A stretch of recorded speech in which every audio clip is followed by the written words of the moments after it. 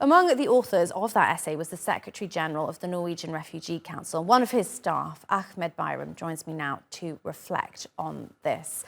Ahmed, we spent 10 weeks asking people such as yourself, how bad is the situation today? How bad has it got? And it sometimes feels almost trite, to be honest, sitting here and asking that again.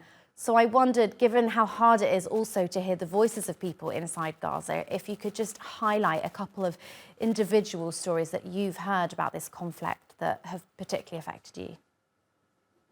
Good morning. Thanks for having me. I can start probably from the latest, or one of the latest accounts I have had from my colleague in Gaza, who now is digging tents and installing tents for his own family. That's an aid worker who in normal days would be, even in conflict, even in Gaza, would be out there providing help for those who need it. He himself and many of my colleagues, 50 of them from Palestine and Gaza, are going through the same thing. They have to prioritize their families.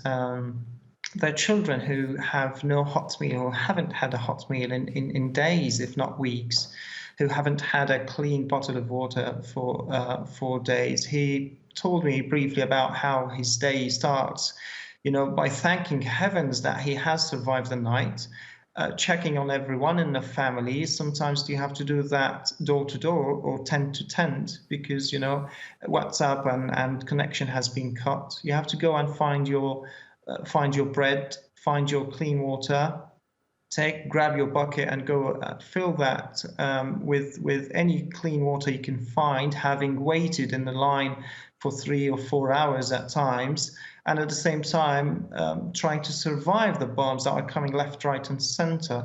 Rafah has probably now so condensed that there is no point of even for aid workers, you have to bring aid in and just give it right away. We haven't even spoken about middle areas or northern Gaza. It's chaos, and we fear the worst with winter season ahead. Absolutely, absolutely. Hugely challenging conditions for the million-plus people now living in Gaza. In that essay, your boss, I suppose, also said that, and I quote, there's a bias in the application of the laws of conflict.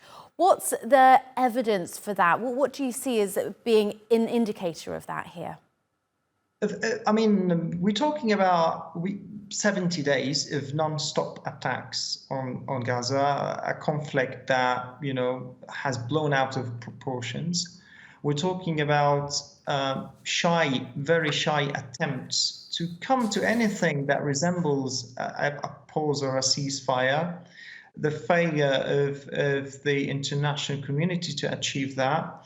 We're talking about, I was just reading this morning actually, how in northern Gaza, 9 out of 10 homes have been damaged of some sort. If you think of the cost that people have to pay, there is hardly any home left standing in Gaza. There are only 30% of them. If you were to repair these homes, we're talking about billions of dollars needed, all whilst the world continues to watch. Even the level of disease that we expect, the severity of the injuries of some people, all of this has had little more than talk from world leaders, little more than an attempt to broker a ceasefire. And yes, we can't help but think that the world is now against this population. At least in political corridors, there's simply no willingness to bring this to an end. Ahmed Bayram, thank you so much for joining us today, and our thoughts are with all of your colleagues in Gaza. Thank you.